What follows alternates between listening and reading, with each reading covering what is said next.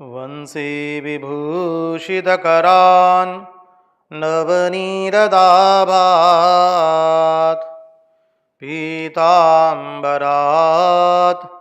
अरुणबिम्बफलादरोष्ठात् पूर्णेन्दुसुन्दरमुखात् अरविन्दनेत्रात् कृष्णात् परं किमपि तत्त्वम् अहं न जाने।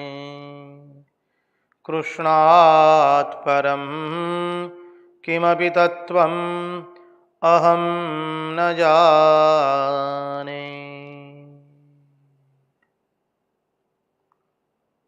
स्वस्ति श्री गणेशाय नमः।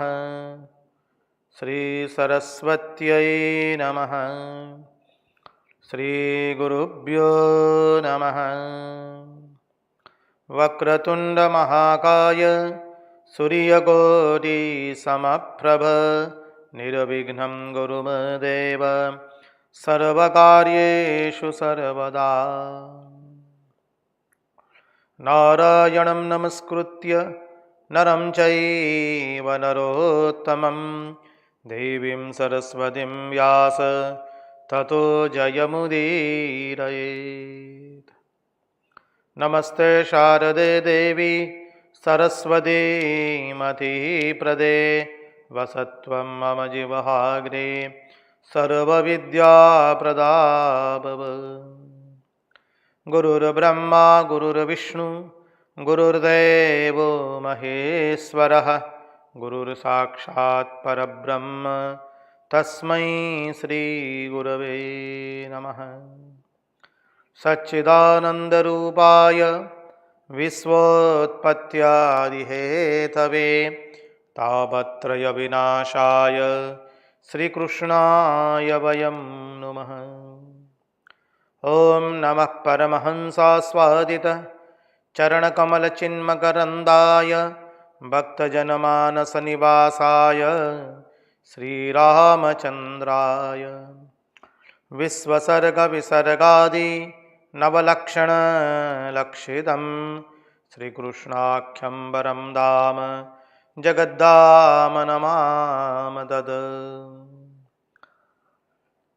ॐ स्थापकाय च धर्मस्य सर्वधर्मस्वरूपिणे अवतारवरिष्ठाय रामकृष्णाय ते नमः। मुगं करोति वाचालं पंगुं लंघयते गिरिं यद्कृपात्वमहं वन्दे परमानन्दमाधवम्। कृष्ण कन्हैया लाल की जय, भक्तवत्सल भगवान की जय, वृंदावन बिहारी लाल की जय। भगवान श्री राम कृष्ण देव की जय। भागवत भक्त भगवान की जय।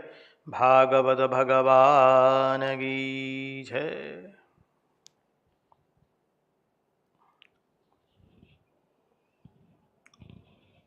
सर्वप्रथम हम पूज्यपाद स्वामी आदि भवानंद जी महाराज जी के चरणों में सश्रद्धेय प्रणाम बंद निवेदित करते हैं। तत्पश्चात रामकृष्ण आश्रम राजकोट के अध्यक्ष पूज्यपाद स्वामी निखिलेश्वरानंद जी महाराज जी के चरणों में सश्रद्धेय प्रणाम निवेदित करते हैं और उपस्थित पूज्यपाद प्रभु सेवानंद जी महाराज एवं अन्यान्य सभी सन्यासी महात्माओं एवं विरक्तों के चरणों में सश्रद्धेय प्रणाम निवेदित करते हैं।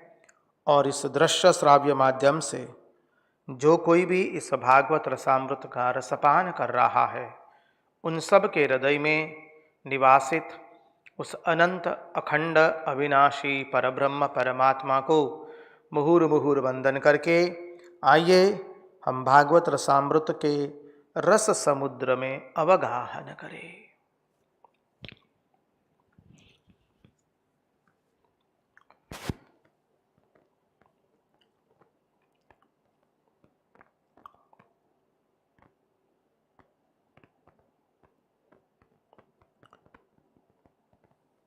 यस्वानुभावमखिलश्रुतिसारमेकम् अध्यात्मदीपमतितीतिर्षतां तमोन्दम् संसारिणां करुणयाः पुराणगुह्यं तं व्याससूनुमुपयामि गुरुं मुनीनाम्। कृष्णाय वासुदेवाय हरये परमात्मने प्रणतक्लेशनाशाय गोविन्दाय नमो नमः। नारायण नारायण नारायण नारायण।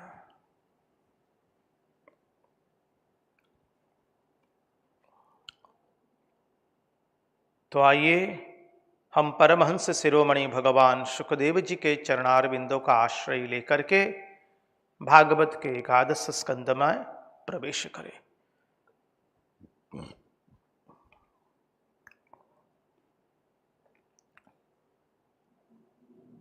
एक जिज्ञासु ने जिज्ञासा प्रकट की है कि महाराज, यहाँ पर जो स्तुति बोलते हैं आप भागवत के प्रथम मंगलाचरण इत्यादि, उसका यदि लिखित रूप में हमें मिल जाए उस स्तुतियाँ, तो हम भी उसका स्तुति करके हम भी कृतकृत्य हो जाएंगे। हम महाराज श्री को दे देंगे, वो महाराज जी आप तक पहुंचा देंगे।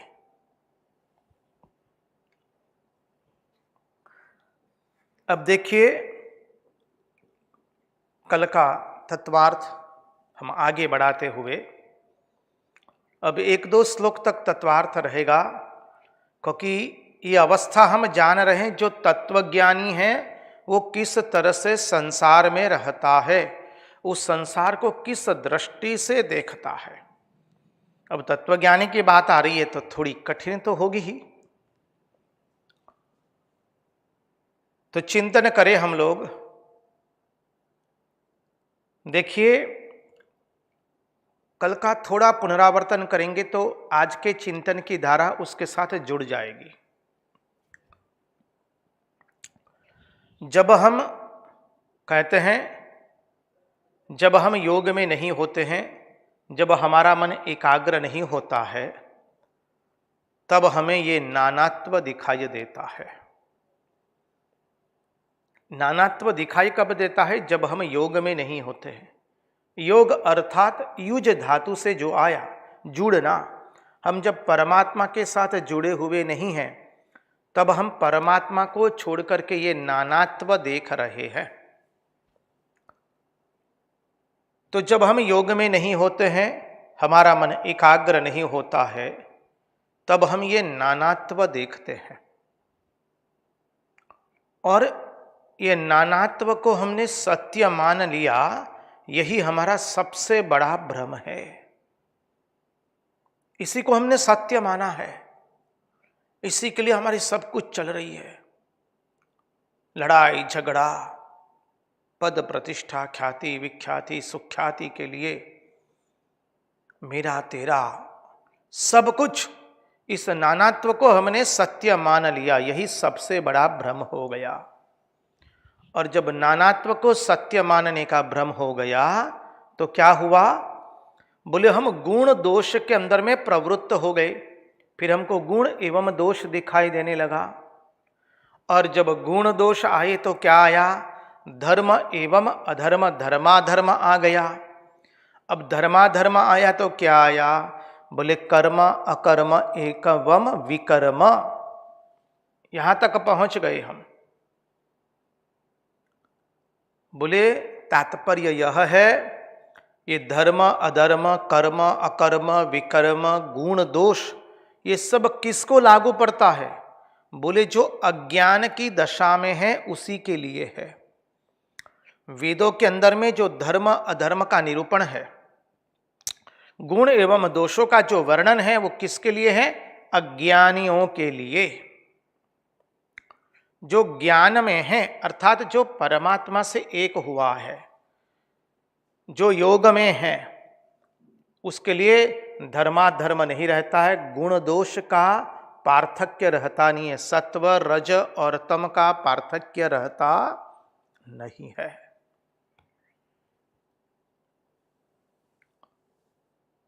फिर आया कि तत्वज्ञानी किस प्रकार इस परम तत्व को प्राप्त करता है, कैसे एक बन जाता है परमात्मा के साथ। तो पहले बताया शुरुआत हम अपने साधक अवस्था से ही करते हैं। बोले हम तो मनुष्य है, हमारा स्वरूप है सच्चिदानंद, लेकिन हमने अपने आप को क्या किया है, देश काल एवं निमित्त में परिच्छिन्न कर दिया। कल परिच्छिन्न का अर्थ भी हमने देखा था, परिजोड़ छिन्न, परि अर्थात चारों ओर से और छिन्न अर्थात काटना। हमने अपने आप को चारों ओर से काट दिया है। कैसे काटा, तो हम देश में बैठ गए। देश में कैसे बैठे, बोले हम अभी राजकोट नगर में रामकृष्ण आश्रम के विवेक मानी सभागार के अंदर में मंच ऊपर व्यासपीठ पर आसन्न है। ये अद्भुत रूप से देख रहे हैं। हमने अपने आप को काट दिया, मानी हमने अपने आप को ये 3.5 हाथ का शरीर समझ लिया। हम देश में कट गए, काल में कट गए। बोलिए हमारी उम्र 100 वर्ष की है, और वस्तु में कट गए। बोले हमारा वजन जो है 80 किलो का है, 90 किलो का है, 100 किलो का है, 60 का है, 50 का है, जो भी है। तो देश काल वस्तु में कट गए।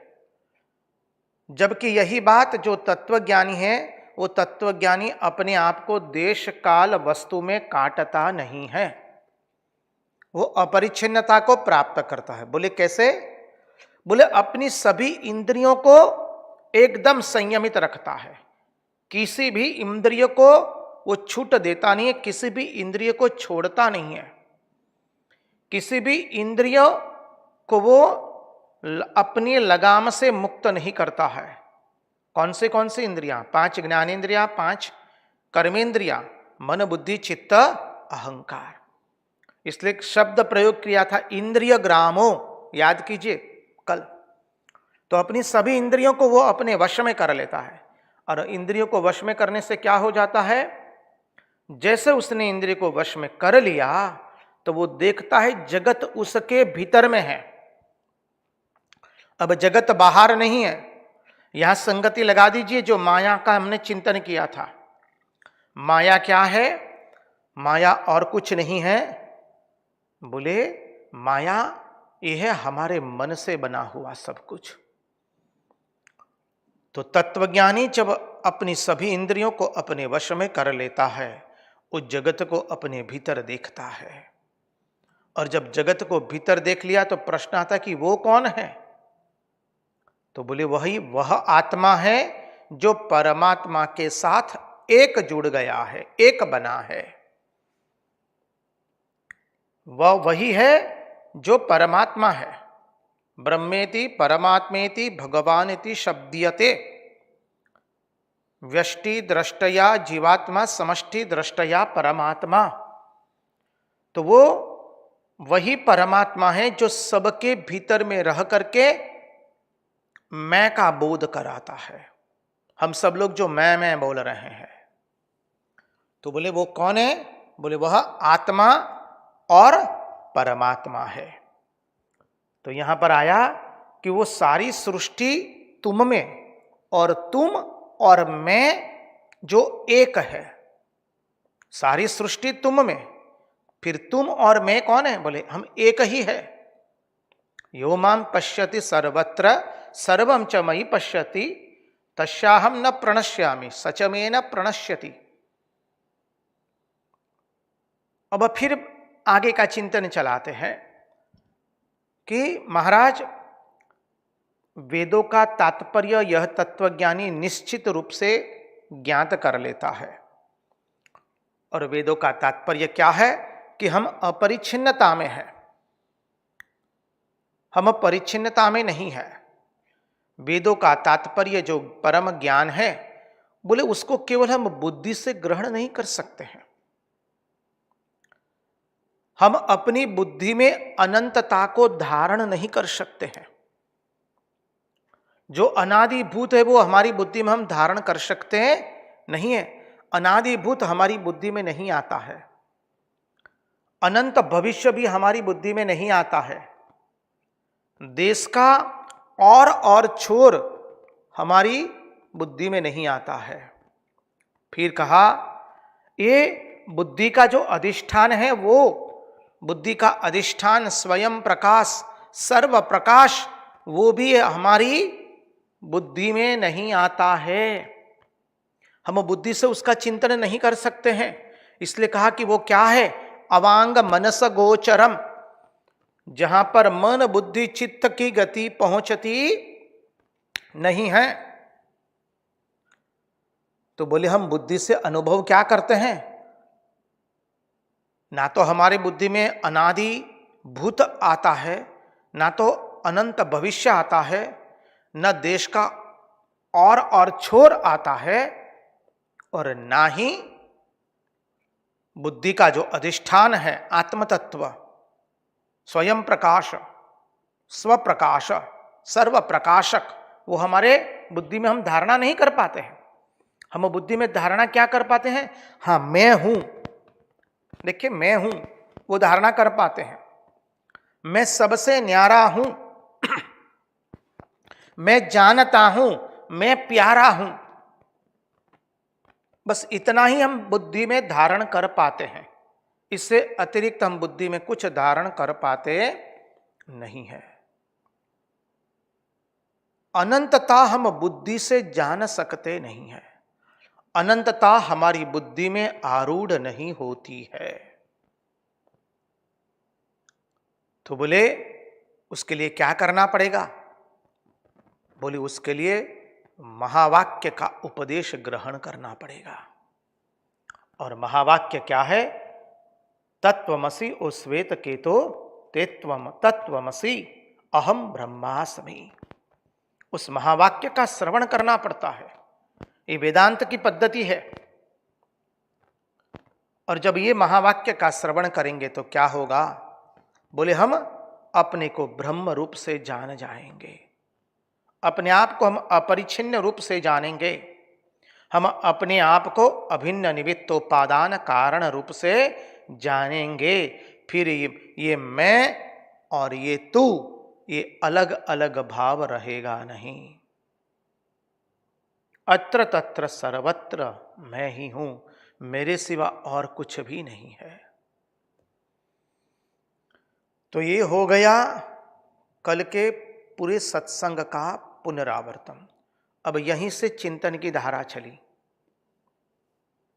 देखिए, जब मैं ही मैं हूं, अत्र तत्र सर्वत्र, तो बोले सब शरीर में जो अलग अलग मैं मालूम पड़ते हैं वो कौन है? वो बोले सबका मैं ही हूं। हम जो मैं बोल रहे हैं, हम बोलते हैं, मैं बोलते हैं, महात्मा जी जो सामने बैठे वो जो मैं बोलते हैं, हमारा लड़का जो सामने बैठा है आश्रम का, वो जो मैं बोलता है, हम मनुष्य लोग जो मैं बोलते हैं, पशु लोग जो मैं की भावना से कार्य करते हैं, पक्षी जो मैं की भावना से कार्य करता है, कीट वो भी मैं की भावना से कार्य करते हैं। इन सब के अंदर में, वृक्षों में भी जो तत्व है वही चर अचर सब में वो जो तत्व है वह कौन है? बोले मैं हूं। तो हम शरीर से अलग अलग है, लेकिन इसके भीतर में जो चिदाकाश है, इसके भीतर में जो चिदाकाश, भिन्न भिन्न शरीरों के भीतर में जो चिदाकाश है, चिदाकाश अलग अलग नहीं है, चिदाकाश एक ही है।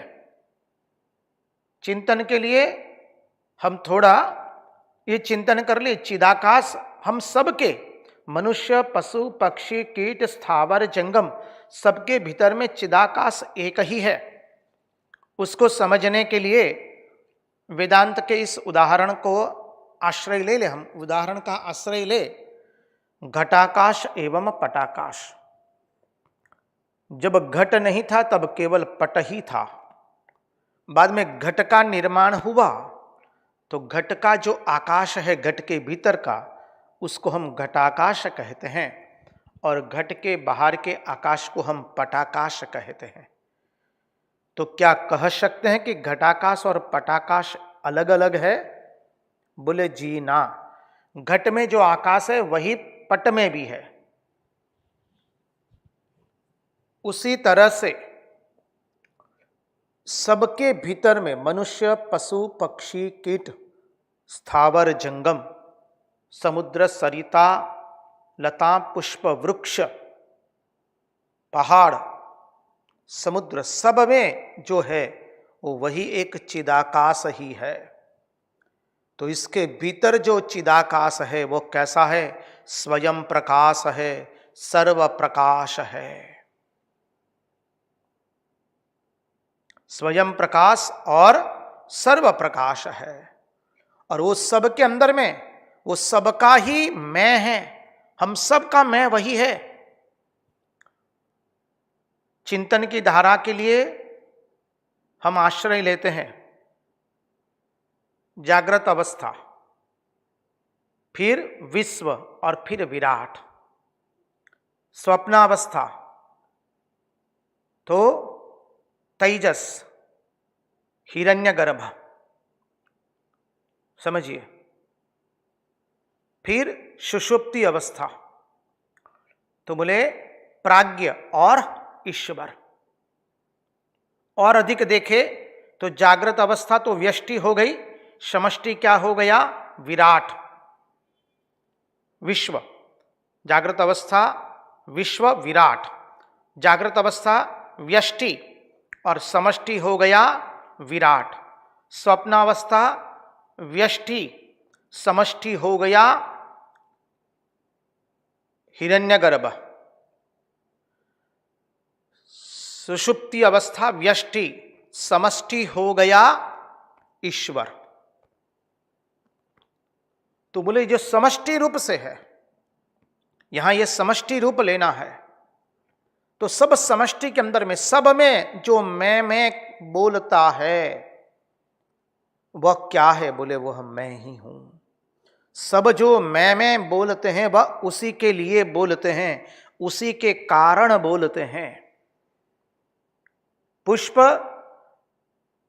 खिलते हैं, पौधे खिलते हैं, वृक्ष बड़े होते फल देते हैं, सरिता बहती है, समुद्र बहता है, पर्वत विकासशील होते हैं। सब कुछ उस ही के कारण चल रहा है। न तत्र सूर्यो भाति न चंद्र तारकम नेमा विद्युतो भांति कुतोयमग्नि तमेव भांतम अनुभाति सर्वम तस्य भाषा सर्वमिदं विभाति। बोले अब आगे, बोले हम लोग जानते नहीं है कि हम किसको मैं बोल रहे हैं। हम जो मैं बोल रहे हैं, 3 वर्ष की उम्र से माँ बाबूजी ने हमको सिखाया मैं बोलना।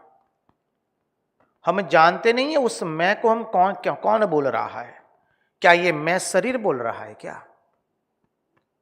हाथ बोल रहे, कोई ज्ञानेंद्रिया बोल रही है क्या? कोई कर्मेंद्रिया बोल रही है क्या? जानते नहीं है कि हम किसको मैं बोल रहे हैं। उस चिंतन से ये चिंतन करेंगे तो क्या होगा?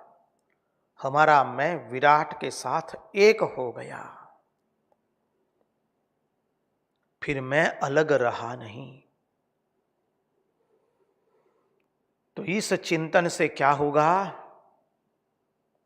बोले इस चिंतन से जगत का भेद नहीं रहेगा, आत्मा का भेद नहीं रहेगा, जीव का भेद नहीं रहेगा, और ईश्वर का भी भेद नहीं रहा।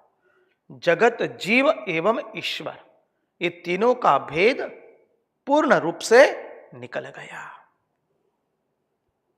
वही वह मैं है। इसलिए लोग कहते कि उस मैं को ढूंढो भाई, जो मैं बोल रहा है। 3 वर्ष की उम्र से जो हम मैं उच्चारण कर रहे हैं, वो मैं बदला नहीं है, वो मैं एक जैसा ही रहा है। तो वह मैं कौन है उसको ढूंढो।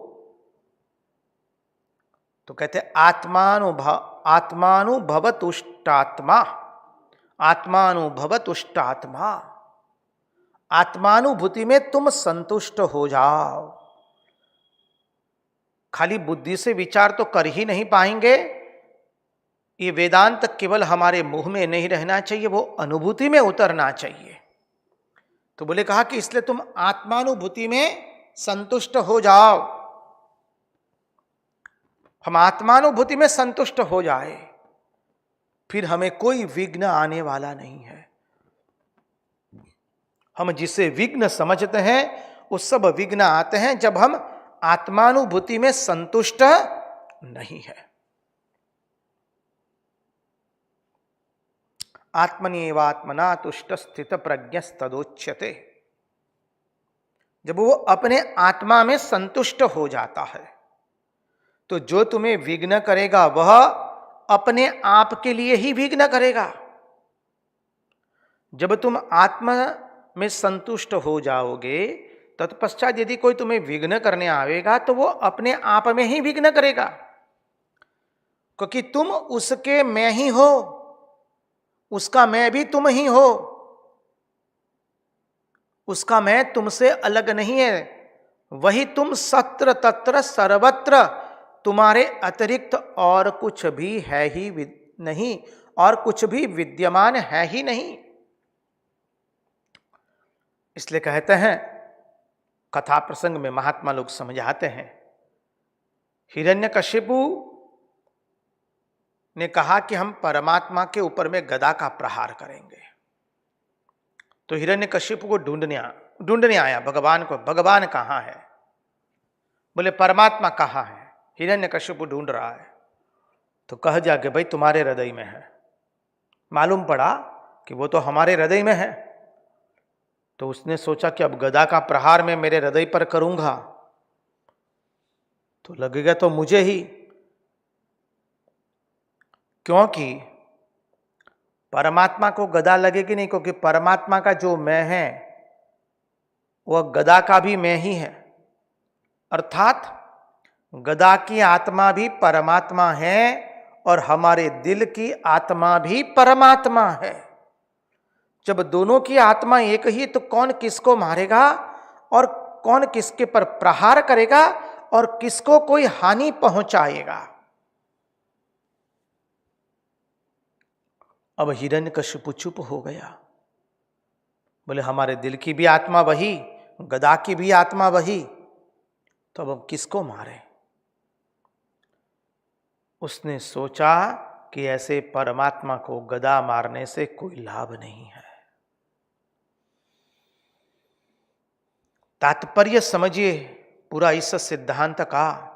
हम सब लोग इकट्ठा मिलकर के तात्पर्य का यदि श्रवण करते हैं तो तात्पर्य क्या हुआ कि अपरोक्ष साक्षात्कार होने से, साक्षात्कार होना चाहिए, परोक्ष नहीं, अपरोक्ष, अपरोक्ष साक्षात्कार होने से कोई भी विघ्न नहीं आता है, क्योंकि जो विघ्न करने वाला है वो भी मैं ही हूं, जो विघ्न से बचाने वाला है वो भी मैं हूं, और विघ्न से जो हमें दूर कर रहा है वो भी मैं ही हूं, क्योंकि विघ्न भी तो अपना ही आत्मा है, अपना ही स्वरूप है। जब हमें परमात्मा का अपरोक्ष साक्षात्कार हो जाएगा फिर क्या हुआ? सबकी आत्मा तो मैं ही हूं, तो विघ्न की आत्मा भी मैं ही हूं, दुखी होने वाले व्यक्ति की आत्मा भी मैं ही हूं, सबकी आत्मा तो केवल मैं ही बन गया। कहने का तात्पर्य फिर वो गुण दोष, धर्म अधर्म, कर्म अकर्म और विकर्म में बदता नहीं है। आचार्य सुंदर समझाते हैं, महात्मा लोग सुंदर समझाते हुए कहते हैं फिर क्या होता है? बोले यदि उसको अपरोक्ष साक्षात्कार हो गया, प्रत्यक्ष चैतन्य भिन्न का अपरोक्ष अनुभूति हो गई, तो कोई भी विघ्न उसे अवरोध नहीं कर सकता है। फिर तो विघ्न नहीं कोई डाल सकता है, क्योंकि विघ्न भी अपना ही आत्मा है, वो अपना ही स्वरूप हो गया, सब कुछ केवल वही वही हो गया। फिर शंका जताई, क्या होता है फिर? बोले तो आगे के श्लोक में कहते हैं, दोष बुद्धयो भयातीतो निषेधान्न निवर्तते गुण बुद्धया च विहितम न करोति यथार्भकः।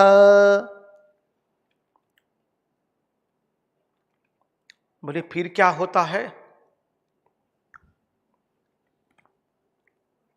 बोले ब्रह्मज्ञानी महात्मा गुण और दोष बुद्धि से परे हो जाता है। अब उसमें गुण बुद्धि भी नहीं रही, दोष बुद्धि भी नहीं रही, धर्म अधर्म से पर हो गया, कर्म अकर्म से पर हो गया, द्वंद्वों से पर हो गया। बोले उसके लिए अब गुण गुण नहीं है, दोष दोष नहीं है, उसके लिए अब जन्मना नहीं है, मृत्यु को ग्रसित होना उसके लिए मरना नहीं है, मरना नहीं है, समाधि समाधि नहीं है, विक्षेप विक्षेप नहीं है। गुण दोष समाधि जन्म मृत्यु सबसे परे हो गया है, वो सबसे परे हो गया। वह गुण और दोष दोनों से परे हो गया। बोले ऐसा होगा तो वह फिर महाराज बोले कोई भी निषिद्ध कर्म करना शुरू कर देगा, क्योंकि अब उसके लिए कोई गुण नहीं है, कोई दोष नहीं है। तो स्वाभाविक मन में यह चिंतन आता है कि तो महाराज वो तो निषिद्ध कर्म करना शुरू कर देगा, क्योंकि उसके लिए तो गुण और दोष एक ही बात है। निषिद्ध कर्म करना शुरू करेगा माने जो कर्म नहीं करने चाहिए वो सब कर्म वो फिर करना शुरू कर देगा। बोले निषिद्ध कर्म का आचरण करना वो शुरू कर देगा। बोले ऐसा नहीं होता है, वो निषिद्ध कर्म का आचरण नहीं करेगा। बोले क्यों? तो यहां पर महात्मा समझाते हैं, पहले समझाते कि देखो जब जीवन में तत्वज्ञान होता है तो तत्वज्ञान किसी की निवृत्ति नहीं करता है, निषिद्ध कर्म की निवृत्ति नहीं करता है। निषिद्ध कर्म की निवृत्ति तत्वज्ञान से नहीं होती है। सिद्धांत को ध्यान से श्रवण किया जाए, तत्वज्ञान हुआ तो निषिद्ध कर्म की निवृत्ति होने वाली नहीं है। तत्वज्ञान क्या करता है? तो फिर तत्वज्ञान विहित निषिद्ध विधि निषेध कर्ता अकर्ता सबको एक बताता है।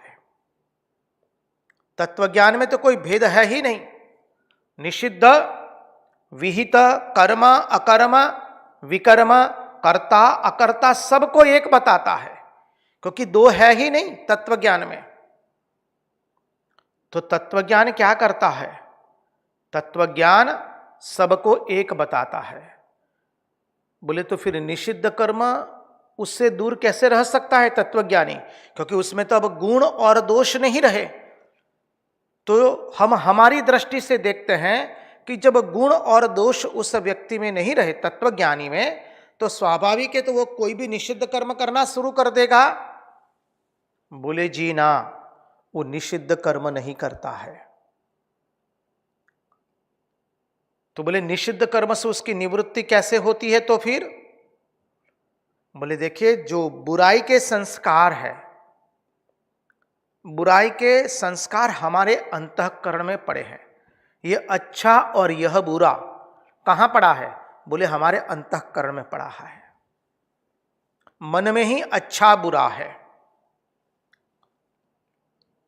तो इस मन के कारण ही मनुष्य बुराई से निवृत्त हो सकता नहीं है। बुराई के संस्कार अंतःकरण में बैठे रहते हैं कि यह बुराई है, यह अच्छाई है। उसी से मनुष्य बुराई से निवृत्त नहीं हो पाता है, क्योंकि संस्कार कोई कर्म में नहीं है। मन में है। तो बोले जब तक तुम मन को पवित्र नहीं बनाओगे तब तक ये संस्कार जाने वाले नहीं हैं अंतःकरण में से, अच्छे बुराई के संस्कार। तो अब जब तत्वज्ञानी तत्वज्ञान को प्राप्त कर चुका है तो क्या हुआ, उसका अंतःकरण अब नहीं रहा है। मन बुद्धि चित्त अहंकार किस रूप में रहती है, बोले रस्सी जल गई तो फिर उससे बांधने का कार्य होता नहीं है। तलवार सुवर्ण की हो गई तो फिर उससे काटने का कार्य होता नहीं है। तो उसका अंतःकरण अब जल गया है। अंतःकरण का केवल आकार मात्र है, मन का आकार मात्र है, बुद्धि का आकार मात्र है, चित्त का आकार मात्र है। तो बोले उसके भी जन्म जन्म के संस्कार, जन्म जन्म के संस्कार है। जो तत्वज्ञानी है उसके भी शास्त्र के अनुसार संस्कार बने हैं, क्योंकि तत्वज्ञान राताराती नहीं आता है, वो तो क्रमशः साधन करता करता है। तो जब साधन करते करते गया है तो उसका मन जब पवित्र हो गया पूर्ण रूप से, अर्थात मन बुद्धि चित्त अहंकार पूर्ण रूप से जब पवित्र हो गए, अंतःकरण चतुष्टय पूर्ण रूप से पवित्र हो गया, तब जाके उसको तत्वज्ञान हुआ है। और उसके पहले उसने अपने संस्कारों को पवित्र कर लिया है। तो कहते हैं जब तक तत्वज्ञानी का शरीर है, अंतःकरण है, तब तक उसके संस्कार के अनुसार वो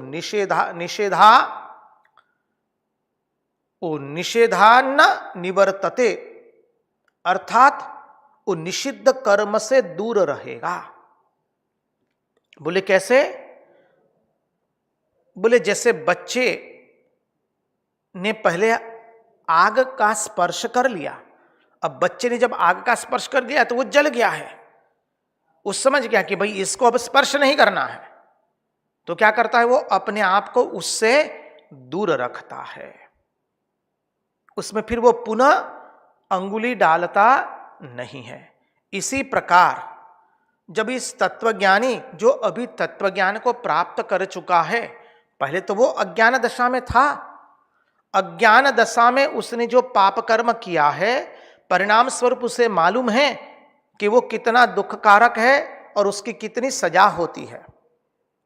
उसने जो पुण्य कर्म किया है उसके शुभ फल भी मालूम है उसको, पाप कर्म के बुरे परिणाम वो भी उसको मालूम है। तो पाप करने से दुख होता है, पुण्य करने से सुख होता है, वह उसको मालूम है। और अब वो पाप और पुण्य के फल को वो जब जानता है तो वो बुद्धि उसके अंदर में बैठ गई है, यह बात उसके संस्कार में बैठ गई है। इसलिए जब वो दोनों से परे हो जाता है फिर भी वो निषिद्ध कर्म में प्रवृत्त होता नहीं है, क्योंकि जब अज्ञान दशा में था तब उसके मालूम है कि पाप कर्म का फल दुख है और शुभ कर्म का फल सुख है। वो उसके अंदर में संस्कार बैठ गए हैं और साधक साधना करते करते उसने पहले बलात् करके पाप कर्मों का त्याग किया है, फिर धीरे धीरे स्वतः ही पाप कर्म उससे दूर हो गया और उसके मन में अब पाप और पुण्य का भेद नहीं रहा, सुख दुख का भेद नहीं रहा, विधि निषेध का भेद नहीं रहा। तो कभी ऐसा मत समझना कि वो निषिद्ध कर्म करना शुरू करेगा, वो निषिद्ध कर्म नहीं करता है, क्योंकि उसमें शुभ कर्म करने के ही संस्कार पड़े हैं। इसलिए आचार्य समझाते हुए कहते हैं कि संस्कार, कर्म और तत्व ज्ञान ये सब अलग अलग बात है, एक नहीं है। तत्व ज्ञान तो सबको एक बताता है,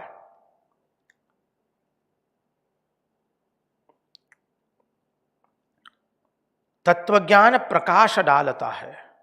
तत्वज्ञान हमको किसी से निरोध नहीं कराता है, किसी में प्रवृत्त भी नहीं करता है।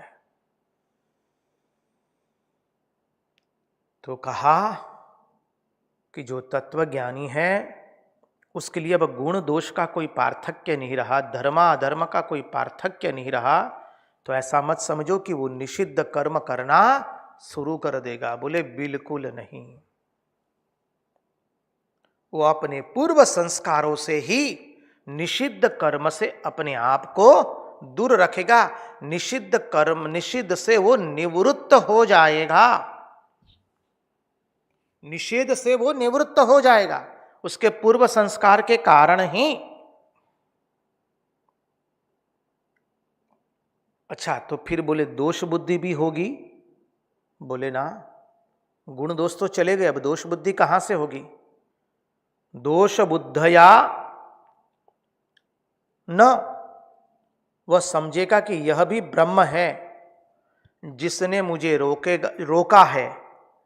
क्योंकि जब निषिद्ध कर्म नहीं करता है तो फिर बोले वो वापस उसके अंदर में भेद बुद्धि आ गई, दोष बुद्धि आ गई, तभी तो निषिद्ध कर्म नहीं करेगा ना। बोले ना जी, देखो ऐसा नहीं है, वो अपने संस्कार से ही निषिद्ध कर्म नहीं करता है। तो इसी आर्ग्यूमेंट को आगे बढ़ाते हुए, इसी तर्क को आगे बढ़ाते हुए प्रश्न किया गया, जब वो निषिद्ध कर्म नहीं करता है तो उसमें दोष बुद्धि आ गई।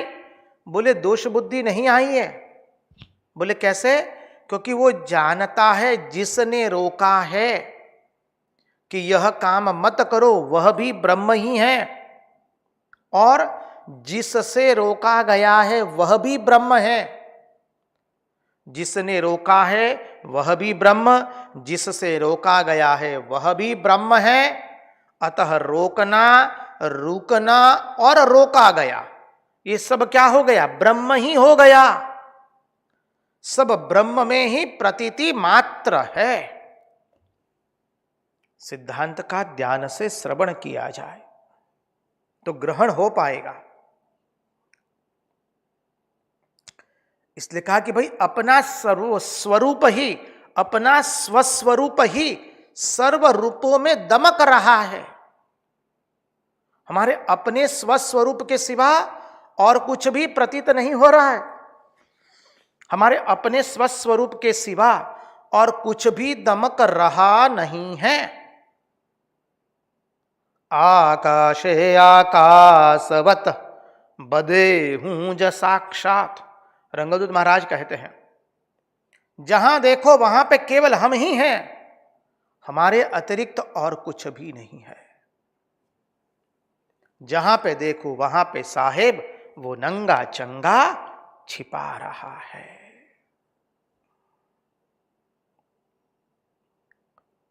तो कहते हैं जिसने रोका गया है, जिसने रोका है, जिससे रोका गया है, रोकना, रुकना और रोका गया, वो सब के सब ब्रह्म ही है। सब में वह केवल ब्रह्म को ही देखता है। सब कुछ केवल ब्रह्म में ही प्रतीति मात्र है। बोले अपना स्वस्वरूप ही दमक रहा है। निवर्तते किंतु दोष बुद्धया न, निवर्तन्ते किंतु दोष बुद्धया न, वो दोष बुद्धि से, निषेध कर्मों से निवृत्त नहीं होता है। वो तो अत्र तत्र सर्वत्र ब्रह्म को ही देख रहा है। अब जब ब्रह्म को देखा तो गुण दोष नहीं रहा, धर्म अधर्म नहीं रहा, कर्म अकर्म विकर्म नहीं रहा। ये सब हम कल्पना कर रहे हैं क्योंकि उसकी अभी हमको अनुभूति नहीं हुई है। हमें तो एटलीस्ट नहीं हुई है, हम तो वो कहते हैं। इसलिए महापुरुष लोग हमें जो चिंतन का आश्रय दे रहे हैं, उसी चिंतन का हम आश्रय कर रहे हैं। मां श्रुति भगवती जिस चिंतन से हमें आगे ले जा रही है, उसी चिंतन का हम आश्रय लेकर के उसका चिंतन कर रहे हैं। अनुभूति जन्य महापुरुषों ने जो कहा है उसी का ही हम आश्रय ले रहे हैं। बोले वो निषिद्ध कर्म भी नहीं करता, निषेध कर्म भी नहीं करते हैं। वो निषेध कर्मों से दूर रहता है, कैसे दूर रहता है? बोले दोष बुद्धि से वो दूर रहता नहीं है। वो दोष बुद्धि से निषेधात्मक निषिद्ध कर्म का त्याग नहीं करता है, बल्कि ये उसका स्वभाव ही ऐसा पड़ गया है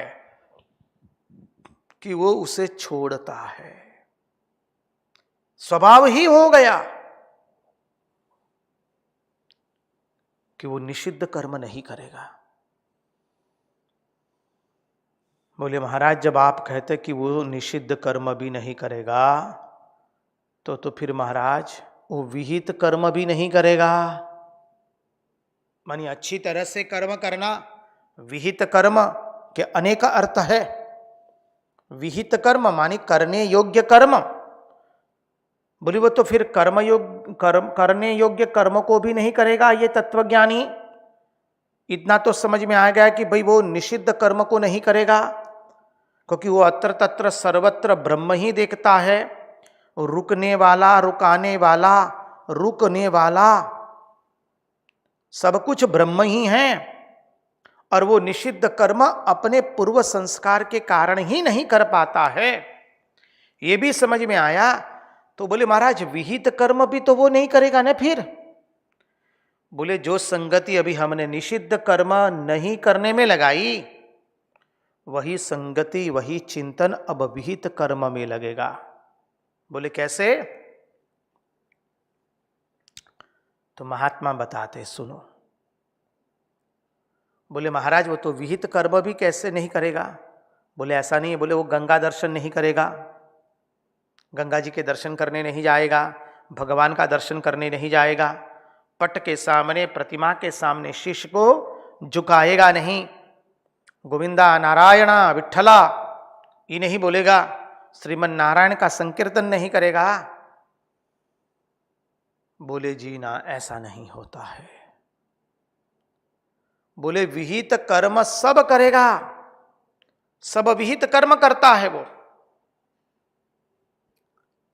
उदाहरण के रूप में देखिए श्री रामकृष्ण देव, देखिए कलकत्ता में जब जा रहे हैं तो कितने छोटे छोटे मंदिर आते, ठाकुर वहां पर रुकते हैं, जा करके घंटी बजा करके प्रणाम करते हैं।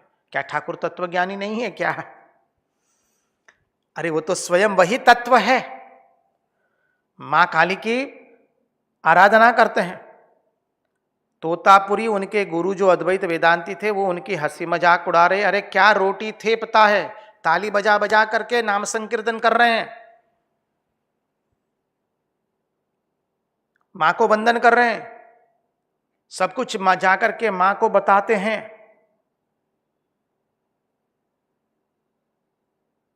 बोले वो कैसे होता है? एक महात्मा कहीं जा रहे थे, मंदिर आया रास्ते में, तो महात्मा ने हाथ जोड़ करके कह दिया, पा लागी बाबा जी,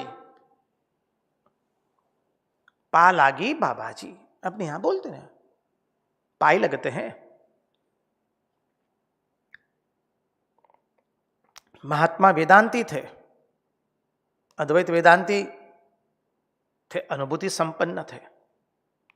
बगल वाले ने कह दिया, अरे वेदांती हो कि तुम पालागी महाराज, पालागी भगवान ये सब बोलते हो? बोले क्या करें, हमारे जो संस्कार पड़ गए हैं। बोले समझिए, संस्कार के कारण वो कार्य करता रहता है।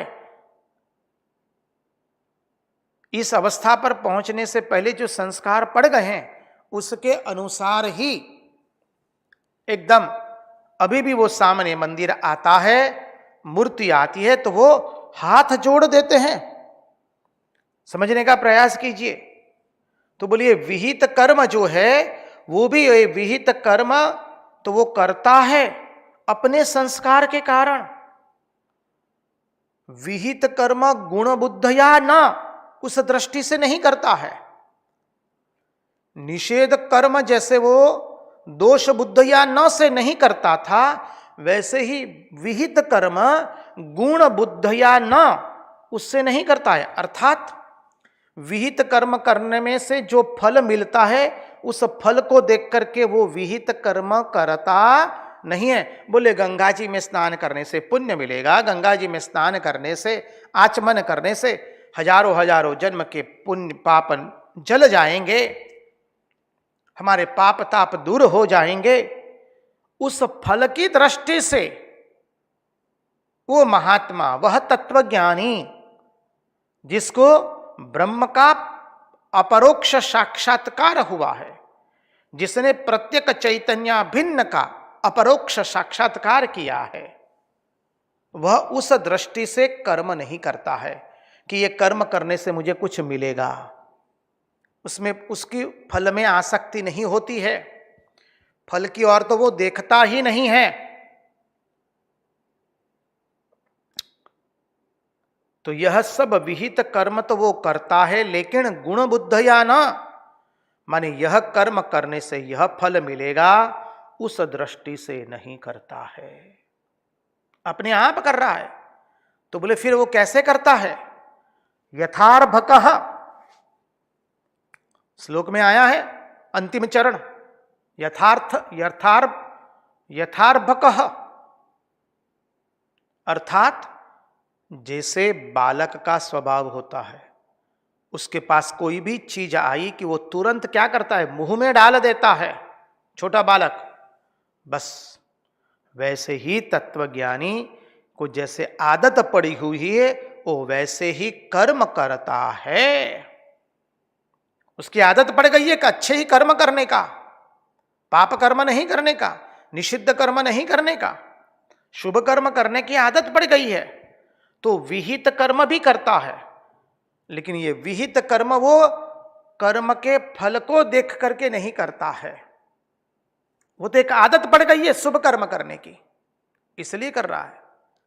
और बुरे कर्म नहीं करने की आदत पड़ी है, इसलिए बुरे कर्म भी नहीं करता है। लेकिन उसके बुद्धि में अच्छे बुरे का भेद नहीं है, गुण दोष का भेद नहीं है, कर्म अकर्म एवं विकर्म का भेद नहीं है। श्री रामकृष्ण देव का जीवन ले लीजिए, मां शारदा का जीवन ले लीजिए, स्वामी विवेकानंद का जीवन ले लीजिए। परम पद को प्राप्त किए हुए सभी अंतरंग सन्यासी शिष्य एवं अन्यान्य सन्यासी महात्माओं को ले लीजिए, उनके जीवन से हर पल प्रतिपल प्रतिक्षण यही प्रतिपादित हो रहा है। उनके अंदर में गुण दोष का भेद नहीं है, उनके अंदर में धर्म अधर्म का भेद नहीं है, लेकिन वो निषेध कर्म निषिद्ध कर्म नहीं करते हैं, वो विहित कर्म ही करते हैं। और विहित कर्म कैसे करते हैं?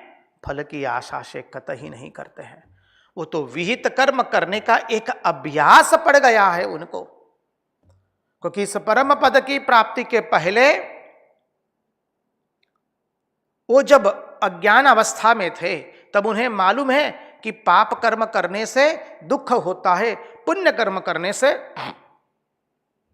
सुख की प्राप्ति होती है। तो वो जो संस्कार पड़ गए हैं, उस संस्कार के कारण ही वह शुभ कर्म करते रहते हैं, निषिद्ध कर्म से दूर रहते हैं। नारायण नारायण।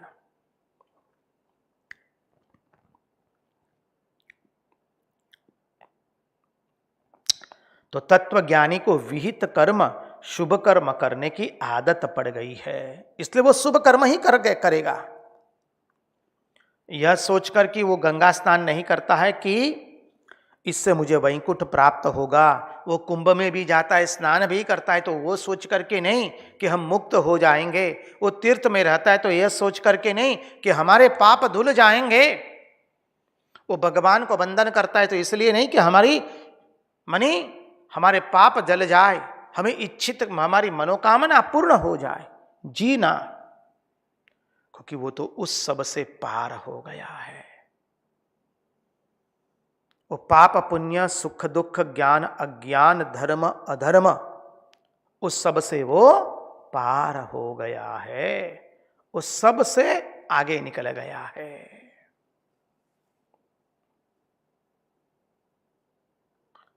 इसलिए देखिए ये तत्वज्ञानी संसार में कैसे रहता है, वो बहुत महत्वपूर्ण है।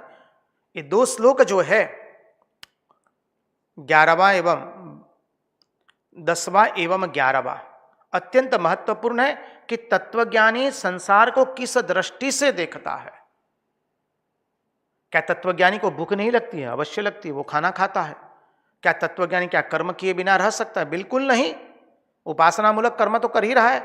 श्री रामकृष्ण देव ताली बजा बजा करके नारायण का संकीर्तन कर रहे हैं, भक्तों के घर जाकर के भोजन पा रहे हैं, भक्तों को उपदेश दे रहे हैं, उनसे एक भी निषिद्ध कर्म नहीं हो रहा है। स्वामी विवेकानंद एक भी निषिद्ध कर्म नहीं करते हैं।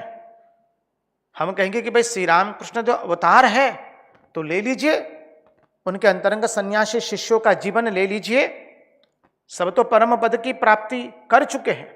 अन्यान्य जो उच्च पद को प्राप्त किए हुए जो महात्मा है उनके जीवन का अभ्यास कीजिए। उनके जीवन में धर्म अधर्म नहीं है, अब गुण दोष नहीं रहा, कर्म अकर्म विकर्म का भेद नहीं रहा, और फिर भी वो निषिद्ध कर्म नहीं करते हैं, केवल विहित कर्म ही करते हैं, शुभ कर्म ही करते हैं। अब आगे का चिंतन बहुत ही सुंदर है, उसमें प्रविष्ट होने से पहले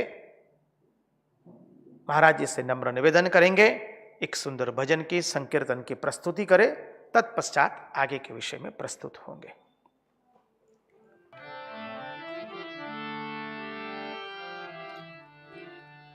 हमारो धन राधा श्री राधा श्री राधा, हमारो धन राधा राधा राधा राधा, हमारो धन राधा राधा श्री राधा, हमारो धन राधा राधा श्री राधा, हमारो धन राधा श्री राधा श्री राधा, हमारो धन राधा राधा श्री राधा, हमारो धन राधा राधा राधा राधा राधा, हमारो धन राधा राधा राधा राधा राधा, हमारो धन राधा श्री राधा श्री राधा, हमारो धन राधा राधा श्री राधा, हमारो धन राधा श्री राधा श्री राधा, हमारो धन राधा श्री राधा श्री राधा, परम धन राधा राधा राधा राधा राधा, परम धन राधा राधा राधा राधा राधा, परम धन राधा राधा राधा राधा राधा, परम धन राधा राधा राधा राधा राधा, हमारो धन राधा श्री राधा श्री राधा, हमारो धन राधा श्री राधा श्री राधा, हमारो धन राधा श्री राधा श्री राधा, हमारो धन राधा राधा श्री राधा, ओ जीवन धन राधा राधा राधा राधा राधा, जीवन धन राधा राधा राधा राधा राधा, जीवन धन राधा राधा राधा राधा राधा, जीवन धन राधा राधा राधा राधा राधा, हमारो धन राधा श्री राधा श्री राधा, हमारो धन राधा श्री राधा श्री राधा, हमारो धन राधा श्री राधा श्री राधा, हमारो धन राधा श्री राधा श्री राधा, संतन धन राधा राधा राधा राधा राधा, संतन धन राधा राधा राधा राधा राधा, संतन धन राधा राधा राधा राधा राधा, संतन धन राधा राधा राधा राधा राधा, हमारो धन राधा श्री राधा श्री राधा, हमारो धन राधा श्री राधा श्री राधा, हमारो धन राधा श्री राधा श्री राधा, हमारो धन राधा श्री राधा श्री राधा, भक्तन धन राधा राधा राधा राधा राधा, भक्तन धन राधा राधा राधा राधा राधा, भक्तन धन राधा राधा राधा राधा राधा, भक्तन धन राधा राधा राधा राधा राधा, हमारो धन राधा श्री राधा श्री राधा, हमारो धन राधा श्री राधा श्री राधा, हमारो धन राधा श्री राधा श्री राधा, हमारो धन राधा श्री राधा श्री राधा, हमारो धन राधा श्री राधा श्री राधा, हमारो धन राधा श्री राधा श्री राधा, हमारो धन राधा श्री राधा श्री राधा, हमारो धन राधा श्री राधा श्री राधा, हमारो धन राधा श्री राधा श्री राधा, हमारो धन राधा श्री राधा श्री राधा, परम धन राधा राधा राधा राधा राधा, परम धन राधा राधा राधा राधा राधा, परम धन राधा राधा राधा राधा राधा, परम धन राधा राधा राधा राधा राधा, धन राधा श्री राधा श्री राधा, हमारो धन राधा श्री राधा श्री राधा, हमारो धन राधा श्री राधा श्री राधा, हमारो धन राधा श्री राधा श्री राधा, ओ जीवन धन राधा राधा राधा राधा राधा, जीवन धन राधा राधा राधा राधा राधा, जीवन धन राधा राधा राधा राधा राधा, जीवन धन राधा राधा राधा राधा राधा, हमारो धन राधा श्री राधा श्री राधा, हमारो धन राधा श्री राधा श्री राधा, हमारो धन राधा श्री राधा श्री राधा, हमारो धन राधा श्री राधा श्री राधा, हमारो धन राधा श्री राधा श्री राधा, हमारो धन राधा श्री राधा श्री राधा, संतन धन राजा राधा राधा राधा राधा, संतन धन राधा राधा राधा राधा राधा, संतन धन राधा राधा राधा राधा राधा, संतन धन राधा राधा राधा राधा राधा, हमारो धन राधा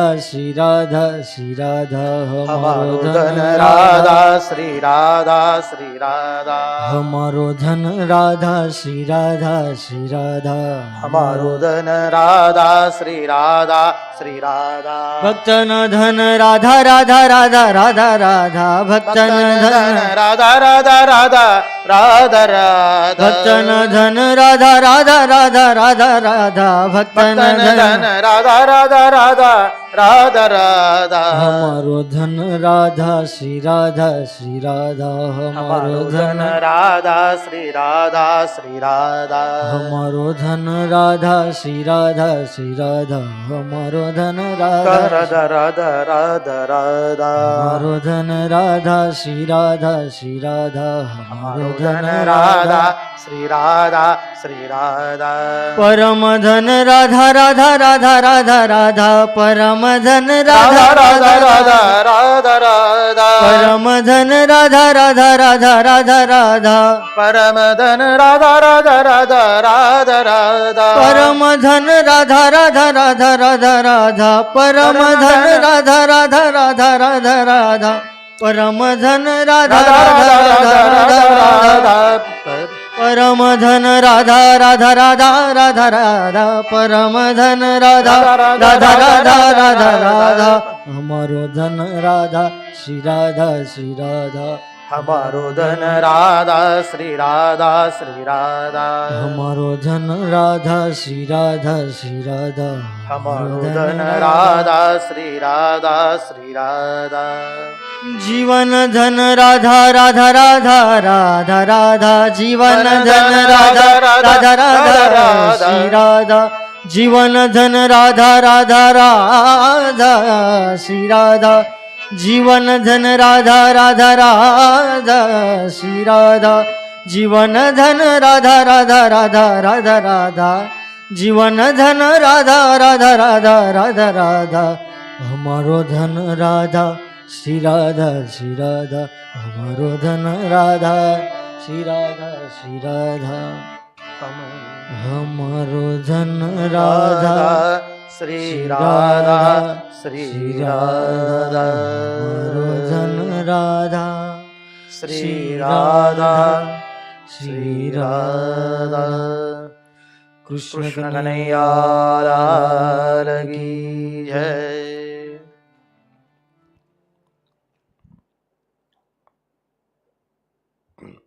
अब आगे के श्लोक में प्रविष्ट हो जाए। ये राधा नाम ऐसा है, श्री रामकृष्ण देव ने भी काशीपुर उद्यान वाटिका के अंदर में एक चित्र, एक आकृति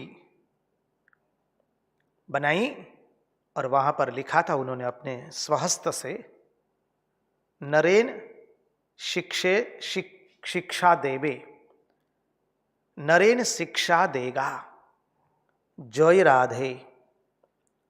श्री रामकृष्ण देव ने लिखा है जय राधे। तो ये राधा नाम ऐसा अद्भुत है, तत्व ज्ञान चल रहा है।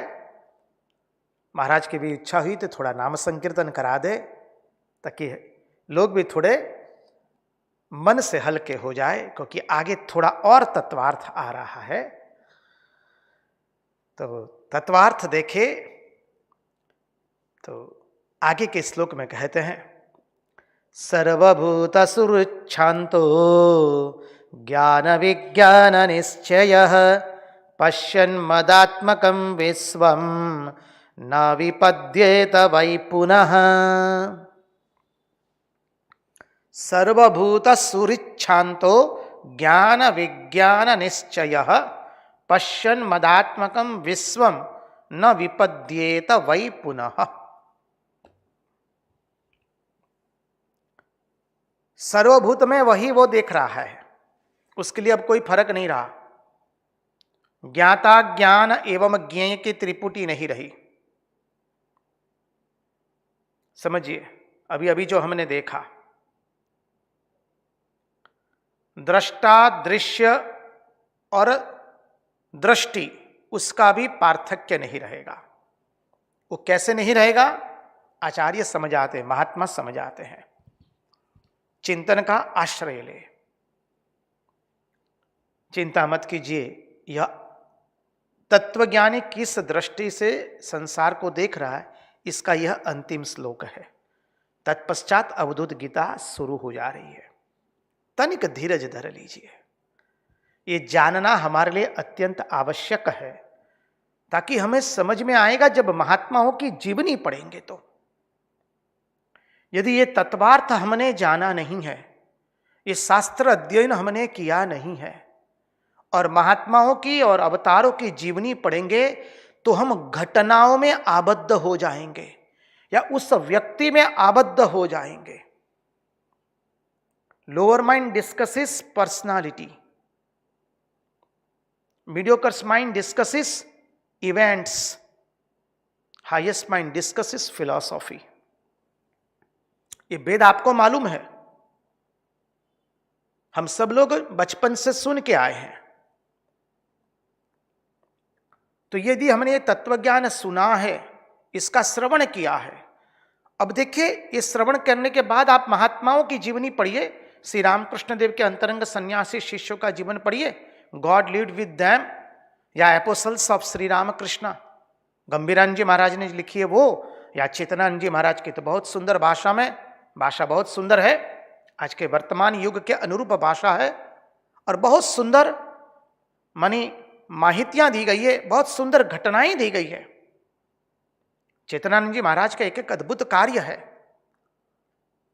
तो गॉड लीड विद देम पढ़िए, और अभी अभी जो नया किताब निकला है पूज्यपाद चेतनानंद जी महाराज का, meditation with on God with eyes open.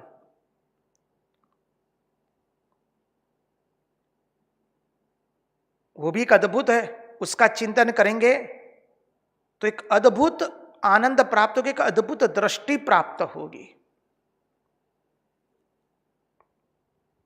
Swami ji की जीवनी का अभ्यास कीजिए। अनेक घटनाएं हैं स्वामी जी के जीवन में जो हम तुरंत समझ नहीं पाते हैं। शास्त्र अध्ययन करेंगे, यह अध्ययन करेंगे तो हमारी समस्याओं का निराकरण होगा। यह अध्ययन करेंगे तो हम घटनाओं में आबद्ध नहीं रहेंगे, एक व्यक्तित्व में आबद्ध नहीं रहेंगे, हम तत्वार्थ में दृष्टिपात करेंगे। तो सर्वभूत सुरुच्छांतो ज्ञान विज्ञान निश्चय पश्यन् मदात्मकं विश्वम न विपद्येत वै पुनः। बोले तत्वज्ञानी कैसा होता है, उसका वर्णन है। बोले किसी के प्रति उसके हृदय में कड़वाहट नहीं होती है।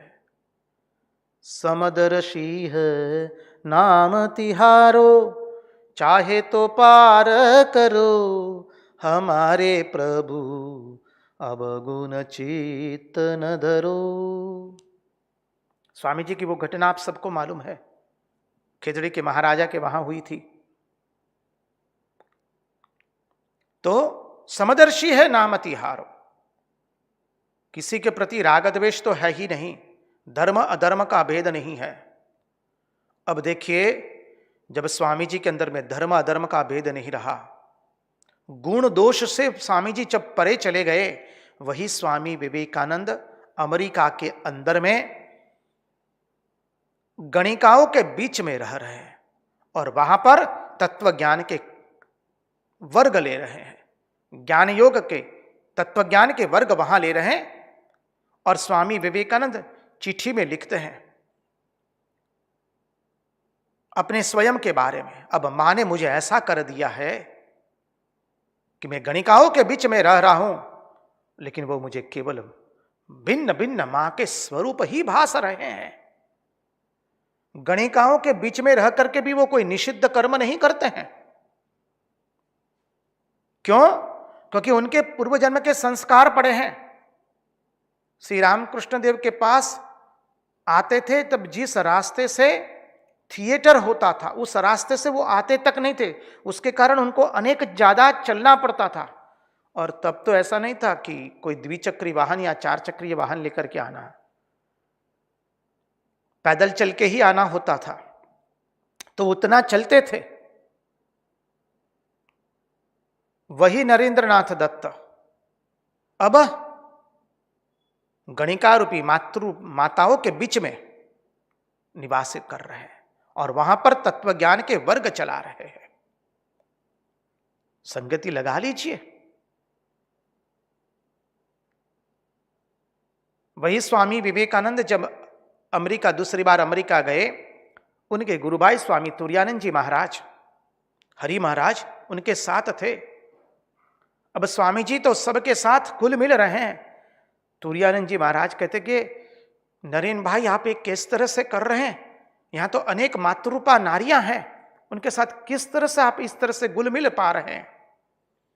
तब स्वामी विवेकानंद गंभीर होकर के कहते, देखो हरि भाई, श्री रामकृष्ण देव ने मुझ पर ऐसी कृपा की है, अब मुझ में ये कोई पार्थक्य नहीं रहा, कोई पुरुष है या कोई नारी है। संगति मिला लीजिए एक एक इस तत्व से।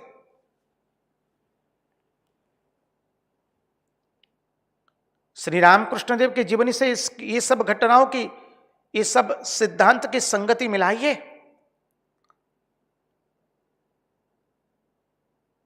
श्री रामकृष्ण देव मातृरूपा नारियों को देखकर उनको लगता नहीं कि कोई मातृरूपा, कोई नारी है, कोई पुरुष है। गुण दोष से परे चले गए हैं, धर्मा अधर्म से परे चले गए हैं, कर्म अकर्म विकर्म से परे चले गए, लेकिन उनसे कोई निषिद्ध कर्म नहीं होता है। परीक्षा तो यहां तक की हो गई, हमने देखा है रामकृष्ण देव के कक्ष में रानी रासमणि ने गणिका मातृपा गणिका को भेज दिया उनके मन को ललायित करने के लिए, लोभित करने के लिए। लेकिन श्री रामकृष्ण देव तो मां मां कह करके समाधिस्थ हो गए। मथुर बाबू भी उनको एक विशिष्ट जगह ले गए और वहां पर लोगों को पहले से बोल करके रख दिया था कि आपको अपने विशेष प्रयास करने पड़ेंगे। श्री रामकृष्ण देव स्वयं बता रहे हैं अपने मुंह से जो घटित हुआ है। और वहां पर जब श्री रामकृष्ण देव को भेज दिया गया, क्या हुआ, जैसे ही उन्होंने श्री रामकृष्ण देव को उस कक्ष में भेज दिया, ठाकुर मां मां करके समाधिस्थ हो गए और सब गणिकाएं, मातृपा गणिकाएं ठाकुर को पंखा कर रही हैं और सबको भगवान ने मातृत्व का आनंद दिया है। यह अत्यंत उच्च अवस्था है। यहां जो अवस्था लिखी है उससे भी उच्च अवस्था है।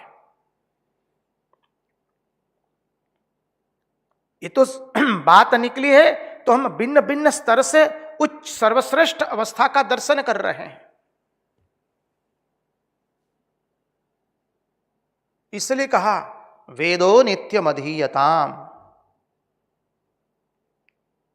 फिर उसमें गुण दोष का भेद नहीं रहता है, कर्म अकर्म विकर्म का भेद नहीं रहता है, धर्म अधर्म का भेद नहीं रहता है। स्वामी विवेकानंद को आप कोई धर्म की दायरे में बांध नहीं सकते हैं।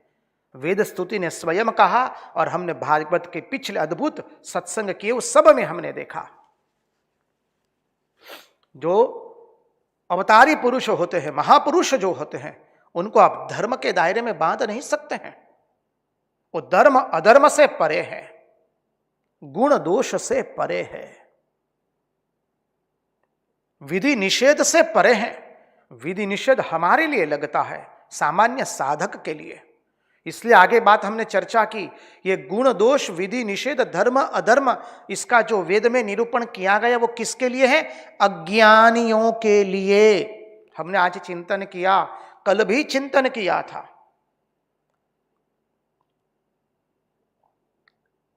इसलिए ये सब बातें ध्यान में रखकर अब आप महापुरुषों का, भक्तों का, जिसने उस परम पद की प्राप्ति की, उनका जीवन पढ़िए। एक अद्भुत दृष्टि आपको प्राप्त होगी। तो चलिए हम मूल बात पर आ जाए। मूल बात क्या है? तत्वज्ञानी कैसा होता है? उसको किसी के प्रति राग द्वेष की भावना नहीं होती, हृदय में किसी के भी प्रति कड़वाहट नहीं है। श्री रामकृष्ण देव की हृदय ने बहुत सेवा की थी। श्री रामकृष्ण देव स्वयं कहते हैं, उसने मेरी सेवा भी बहुत की है और मुझे परेशान भी बहुत किया है, त्रास भी बहुत दिया है। लेकिन श्री रामकृष्ण देव के हृदय में उनका भांजा, उनका सेवक हृदय राम के प्रति कोई कड़वाहट नहीं है। स्वामी विवेकानंद को अमेरिका में कितना संघर्ष करना पड़ा, उनकी ख्याति विख्याति को दूसरे लोग हजम नहीं कर पाए, सह नहीं पाए, तो उन्होंने विष देकर के उनको मारने का प्रयत्न किया, विष दिया भी। उनके चरित्र पर जिन्होंने लांछन उठाया, उनके चरित्र पर जिन्होंने प्रहार किए, उन लोगों के लिए भी स्वामी विवेकानंद के हृदय में कभी मन में उन लोगों के प्रति कोई कड़वाहट नहीं है। कोई भी महात्मा के प्रति, कोई भी महापुरुष के प्रति। अरे हम आपको तो क्या क्या उदाहरण देने बैठ जाएंगे तो पूरा सत्संग महात्माओं के उदाहरणों से रहेगा। और बात सही भी है, बीच बीच में उदाहरण तो देने चाहिए, तब संगति मिलती है। केवल सिद्धांत में और सिद्धांत का श्रवण करने से होता नहीं है। दत्त परंपरा के अंदर में गांडा बुवा करके एक महान महात्मा हो गए, अद्भुत महात्मा थे, अत्यंत उच्च कक्षा के। हम तो उतना ही बोल पाएंगे, क्योंकि ना हमको आत्मज्ञान हुआ, इसलिए हम समझ नहीं पाते कि दूसरों को आत्मज्ञान हुआ है कि नहीं। तो जो भी हो, बहुत उच्च कक्षा के महात्मा थे, दिगंबर रहते थे, अपने स्वस्वरूप में सदैव प्रतिष्ठित रहते थे। एक दिन को एक जगह से दूसरी जगह जा रहे थे, तो वहां के जो राजा था वो कहीं जाने के लिए निकला था अपनी रानी के साथ में, और कुछ कतिपय सिपाही थे, और राजा ने वहीं पर अपना तंबू लगा के रखा था। भोर सुबह के अंदर में ये महात्मा जी है, वो अपनी मस्ती में से वहां से गुजर रहे दिगंबर अवस्था में। रानी ने देखा, राजा की रानी ने देखा, रानी ने राजा को कहा कि देखो कोई दिगंबर होकर के घूम रहा है, पागल है। राजा क्रोधित हुआ, म्यान में से तलवार निकाली और दौड़ता है, चिल्लाया, लेकिन ये महाराज को तो कुछ सुनाई कहां देगा, देह का भान होगा तब तो कुछ सुनाई देगा। इतना क्रोधित हुआ, राजा की तलवार मारी तो सीधा हाथ कट गया कंधे से, हाथ नीचे गिर पड़ा, रुधिर की धाराएं बह रही है। महाराज को कोई फर्क नहीं है, महाराज तो चले ही जा रहे। राजा ये देखकर आश्चर्यचकित हो गया, बोले बाबा ये क्या हो गया? बोले तो कोई सामान्य व्यक्ति नहीं है। तब तक उसके दूसरे दीवान वगैरह आगे बोले महाराज आपने क्या कर दिया, ये तो महान संत है। राजा भी समझ गया, राजा क्षमा मांग रहा है लेकिन यहां तो चरण पकड़ रहा है, लेकिन उनको देहभान ही नहीं है, वो तो चले ही जा रहे। राजा घसीट रहा है अपने आप को, उनको मालूम ही नहीं पड़ रहा है कि कोई उनके पांव पकड़ रहा है, कोई उनको विनती कर रहा है। बहुत लोगों ने बहुत प्रार्थना की, उनके मार्ग को अवरुद्ध किया, बहुत भिन्न भिन्न तरीके से प्रार्थना की। बाद में शरीर पर मन आया थोड़ा, तो देख रहे कोई उनके चरण में आजीजी कर रहा है, विनती कर रहा है। बोले क्या हुआ जी?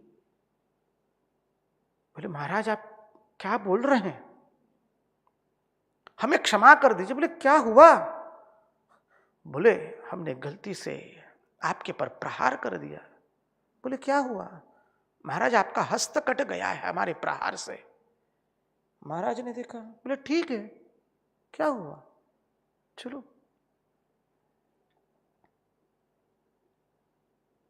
अब ऐसे महापुरुषों को तो हम केवल पुनः पुनः साष्टांग दंडवत प्रणाम करेंगे, और क्या। पूरा हस्त कट गया है, रुधिर की धाराएं बह रही है, कोई फर्क नहीं है, अपनी मस्ती में है। राजा के प्रति तनिक भी ऐसी कोई वृत्ति ही नहीं उठी है। कितनी उच्च अवस्था है, क्योंकि अब तत्वज्ञानी की अवस्था का दर्शन कर रहे तो यही उच्च अवस्था है, समझ लीजिए।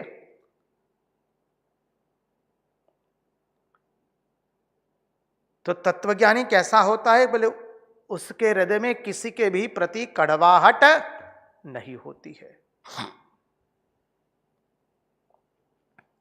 सर्वत्र अत्र तत्र सर्वत्र वह अपना ही स्वरूप देखता है,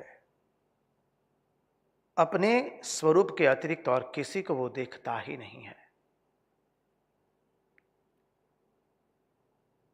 आप लोग जानते, हम लोग कई बार बता चुके हैं, उड़िया बाबा का नाम, वृंदावन में थे, महान अद्भुत सन्यासी थे। उड़िया बाबा बहुत सुंदर चिंतन समझाते हुए कहते हैं, दृश्य से दृष्टा अलग नहीं है। कृपा करके इस सिद्धांत का ध्यान से श्रवण किया जाए। दृश्य से दृष्टा अलग नहीं है। दृश्य क्या है? हमारे सामने जो है वो दृश्य, जगत दृश्य है, हम कौन है? दृष्टा है। तो दृश्य दृष्टा से अलग नहीं है। धीरज रखिए। दृश्य दृष्टा से अलग नहीं है। दृश्य दृष्टा की दृष्टि है, सिद्धांत समझना है हम सबको। दृश्य क्या है? दृष्टा की दृष्टि है। दृश्य और कुछ नहीं है, वो दृष्टा की दृष्टि है। जब दृष्टा की दृष्टि है दृश्य, तो दृश्य भी दृष्टा से अलग नहीं है। दृश्य जगत है, दृष्टा हम है। तो ये जगत क्या है? हमारी दृष्टि। हम दृष्टा है, दृश्य जगत हुआ। तो कहा दृश्य दृष्टा की दृष्टि है। तो जो दृश्य है अर्थात जगत, दृष्टा की अर्थात हमारी क्या है? दृष्टि है। जैसी दृष्टि वैसी सृष्टि कहते ना अपने यहां, वही सिद्धांत उच्च तत्व के लिए प्रतिपादित कर रहे हैं। सामान्य तत्व के लिए तो हम सब लोग जानते हैं, उदाहरण भी आप लोग जानते हैं कि एक बच्चा है घर के अंदर में, छोटा बच्चा, चोर घुसे, सब ले जा रहे हैं, तो चोर को ही चाचा चाचा कह करके कह रहा कि चाचा ये लो ये लो ये लो, क्योंकि चोर उसके हृदय में नहीं है, उसकी दृष्टि में नहीं है, इसलिए वो किसी को चोर नहीं देखता है। एक सामान्य उदाहरण सामान्य धरातल पर हम सब लोग जानते हैं। इसी उदाहरण का सहारा लेकर श्रेष्ठत्व को प्राप्त करना है, उच्च अवस्था को देखना है। तो दृश्य क्या है? बोले दृश्य से दृष्टा अलग नहीं है, और दृश्य दृष्टा की दृष्टि है, और दृश्य से दृष्टा अलग नहीं है। अब आगे जाए। दृश्य मानी हम, यदि हम अपने आप को परमात्मा का स्वरूप अनुभव करते हैं, यदि हम अपने स्वस्वरूप में स्थित है, यदि हमने अपरोक्ष प्रत्यक चैतन्य भिन्न का अनुभव किया है, यदि हमने अपने स्वस्वरूप में स्थित हो गए हैं, तो हम दृष्टा है। तो हम जो दृश्य देखेंगे वो क्या देखेंगे? अपना स्वरूप ही देखेंगे। यो मां पश्यति सर्वत्र सर्वं च मयि पश्यति तस्याहं न प्रणश्यामि सच में न प्रणश्यति। तो हम जो कुछ देखेंगे वो केवल परमात्मा के अतिरिक्त और कुछ नहीं देखेंगे। हर देश में तू हर वेश में तू तेरे नाम अनेक बस तू एक ही है। खूनी के खंजर में भी आप ही है, प्रिया के चुंबनों में भी आप है, जगत में भोगी भी आप ही है, और वन में योगी की तरह भी आप ही रहते हैं। तो कहते ये दृष्टि क्या है? अब समझना है, जो यहां यह समझना है दृष्टि क्या है। तो कहते हैं दृष्टि दृष्टा की दमक है। दृष्टि दृष्टा की दमक है। दमक यानी चमक है, वृत्ति है, अनेक रूप से देख सकते हैं। दृष्टि दृष्टा की दमक है। दृष्टि हमारी दृष्टि क्या है? हमारी चमक, हमारी वृत्ति। हम जिस वृत्ति में प्रतिष्ठित है, हम जिस वृत्ति में स्थित है, हम कौन से वृत्ति में स्थित हैं? स्वस्वरूप की वृत्ति में यदि स्थित है तो हमारी दृष्टि कहां रहेगी? स्वस्वरूप में ही रहेगी। तो हमारी दृष्टि क्या होगी? दृष्टि जो कुछ देखेगी वो अपने स्वस्वरूप को ही देखेगी। इसलिए कहा कि दृश्य दृष्टा की दृष्टि है। और ये दृष्टि क्या है? बोले वो दृष्टि दृष्टा की दमक है, वृत्ति है, चमक है, जिसके आधार पर दृष्टा देख रहा है। असल में दृष्टा और दृष्टि दो नहीं है। यहां पर हमने तीन भेद किए हैं, दृष्टा, दृष्टि एवं दृश्य। अब उस भेद की एकत्व को प्राप्त कर रहे हैं। दृष्टा दृश्य एवं दृष्टि का भेद मिटा रहे हैं। तो तत्वज्ञानी कैसा होता है, उसका अर्थ समझने के लिए कौन सी दृष्टि से देखता है, क्या दृश्य देखता है और स्वयं को क्या समझता है। तो कहा कि दृश्य से दृष्टा अलग नहीं होता है। दृश्य क्या है, बोले दृश्य दृष्टा की दृष्टि है। तो बोले दृष्टि क्या है, तो बोले दृष्टा की दमक है दृष्टि। बोले असल में दृष्टा और दृष्टि दो नहीं है, एक ही है।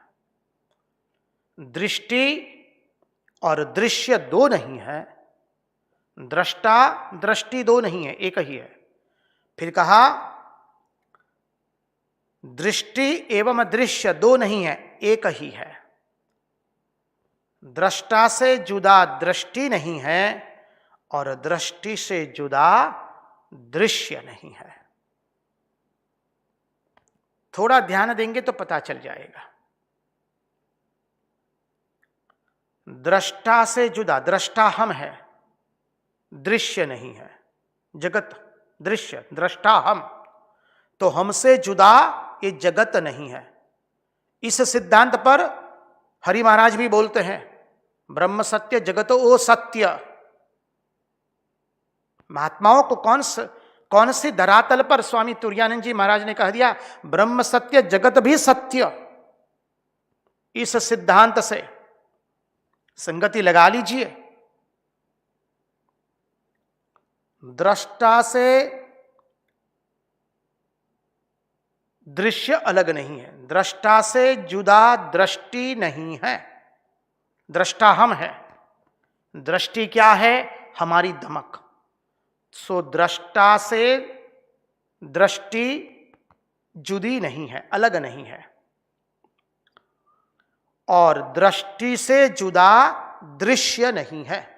दृष्टि हमारी दमक, उससे दृश्य अलग नहीं है। अब जब ये तीनों से अलग नहीं हुआ तो तीनों की संगति लग गई, एक ही कि दृष्टा दृश्य एवं दृष्टि, ये तीनों का भेद मिट गया। इसलिए कहा कि दृष्टा दृष्टि दृश्य, ये जो तीन भासते हैं ये तीन नहीं है, तीनों एक ही है, एकदम अद्वितीय वस्तु है। जैसे सत्यम शिवम सुंदरम, सतचित और आनंद, दृष्टा दृश्य एवं दृष्टि, ज्ञाता ज्ञान एवं ज्ञेय।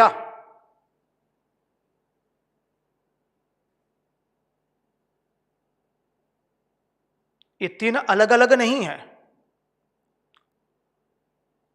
तो तत्वज्ञानी कैसा होता है बोले, तो बोले वो दृश्य से दृष्टा अलग नहीं है। दृश्य जगत, दृष्टा हम, तो दृश्य से दृष्टा अलग नहीं है, जगत से हम अलग नहीं है।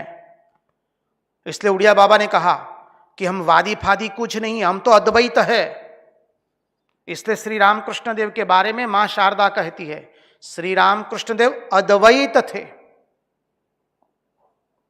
श्री रामकृष्ण देव अद्वैत है, इसलिए आप सब लोग अद्वैतवादी। क्योंकि वो दृश्य से अलग नहीं है। तो कहते दृश्य से दृष्टा अलग नहीं है। दृश्य जगत, दृष्टा हम। सो हमसे जगत अलग नहीं है।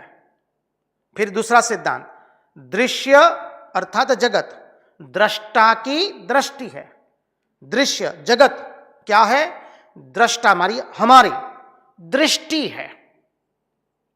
तीसरा पॉइंट कि दृष्टि क्या है, बोले दृष्टा की दमक है, वृत्ति है। दमक अर्थात वृत्ति, ज्ञान, सरल अर्थ में बोले तो सही शब्द है दमक है, वृत्ति है। तो दृष्टि क्या है, दृष्टा की दमक है। इसलिए कहा असल में दृष्टा और दृष्टि दो नहीं है, एक ही है। इसलिए कहा प्रत्यक चैतन्याभिन्न सर्व वेदांत सारम यद ब्रह्मात्मैकत्व लक्षणम वस्तु द्वितीयम तन्निष्ठम कैवल्यैक प्रयोजनम। एक ही है सब कुछ। इसलिए कहा कि दृष्टा और दृष्टि दो नहीं है। फिर दृष्टि और दृश्य दो नहीं है। दृष्टा से जुदा दृश्य नहीं है और दृष्टि से जुदा दृश्य नहीं है। इसलिए कहा दृष्टा दृश्य एवं दृष्टि ये तीन अलग अलग नहीं है, तीन एक ही है।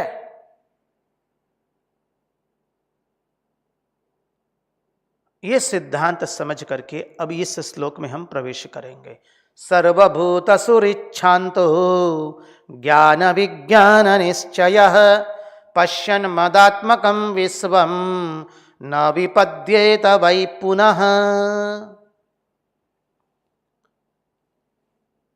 अब जो ब्रह्मज्ञानी है, तत्वज्ञानी है, उसमें दृष्टा दृश्य और दृष्टि तीनों का भेद ही नहीं है। ज्ञाता ज्ञान एवं ज्ञेय वो भेद ही नहीं है। तो क्या हुआ? बोले तूफान चल रहा है, आंधी बह रही है, लेकिन वह शांत है। स्वामी विवेकानंद के वो सुवाक्य याद कीजिए। श्रेष्ठ कर्मयोगी कौन है? In midst of intense activity there should be a desert like silence, and in desert like silence there should be intense activity. संगति कहीं ना कहीं मिलेगी। तूफान चल रहा है, आंधी आ रही है, लेकिन वो शांत है। In midst of intense activity there should be desert like silence. प्रलय की आग लग रही है पर वह शांत है। सृष्टि पर सृष्टि हो रही है पर वह शांत है, धीर गंभीर। उदाहरण के रूप में कहे, महात्मा लोग उदाहरण भी बताते हैं, बहुत महात्माओं के उदाहरण हैं। स्वामी रामतीर्थ का, स्वामी रामतीर्थ जी जब सन्यास के पहले गृहस्थ थे तब उनके घर में आग लग गई। तो लोगों ने आकर के समाचार दिया कि आपके घर में आग लग गई है। तब क्या बोलते हैं? अच्छा, समुद्र में एक लहर और आ गई। समुद्र में एक लहर और आ गई। दृष्टा दृश्य और दृष्टि तीनों का भेद नहीं।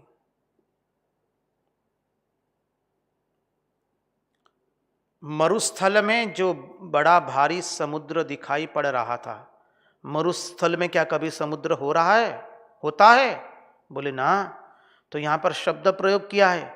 मरुस्थल में जो बड़ा भारी समुद्र था उसमें एक और लहर आ गई, उसमें और एक लहर दिखाई पड़ी। अर्थात क्या? स्वाभावादिकरणे भासमानत्वम मिथ्यात्वम, मिथ्यात्व की परिभाषा, जिस अधिष्ठान में जिसका अत्यंताभाव हो उसमें उसका भासना, वह क्या है? मिथ्यात्व।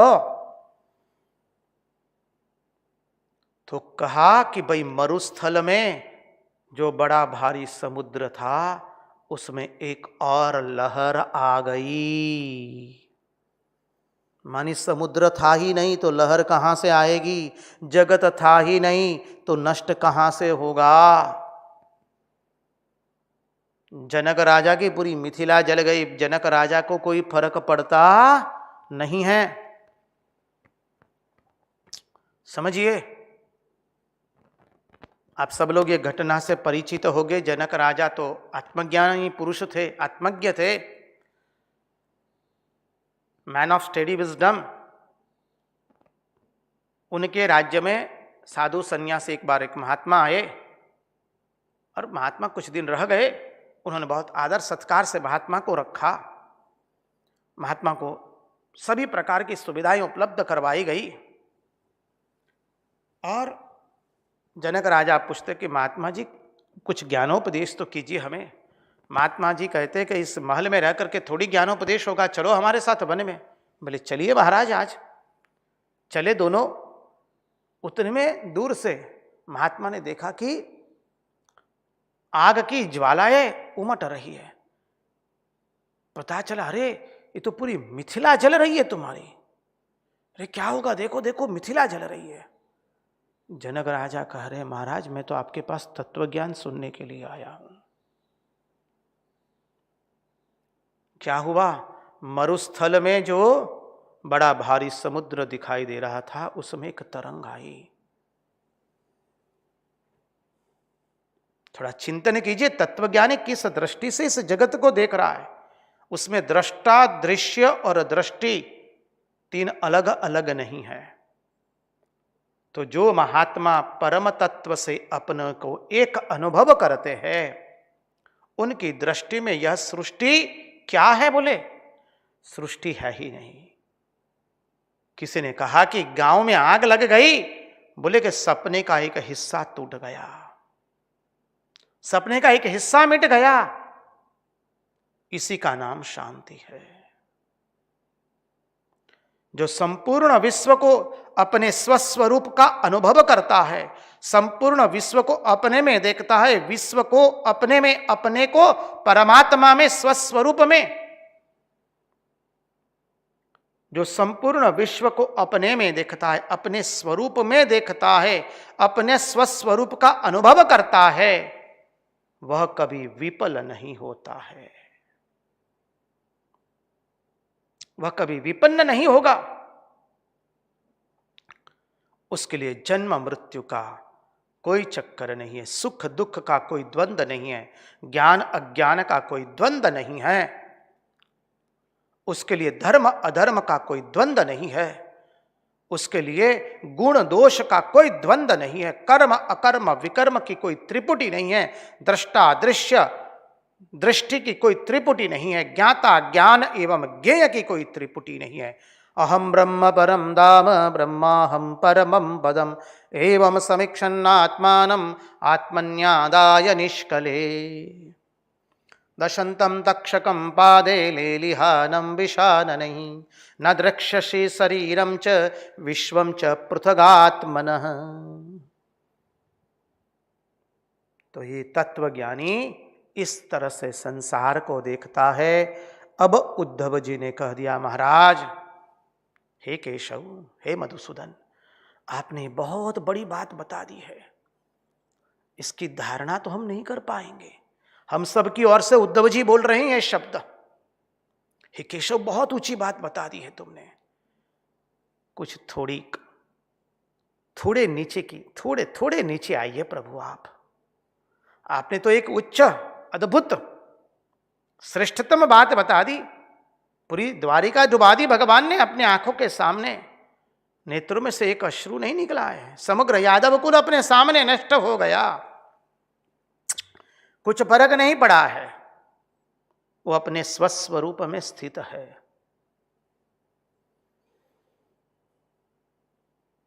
समझिए, बालू के प्रदेश में जो समुद्र दिखाई रहा था उसमें एक लहर आ गई।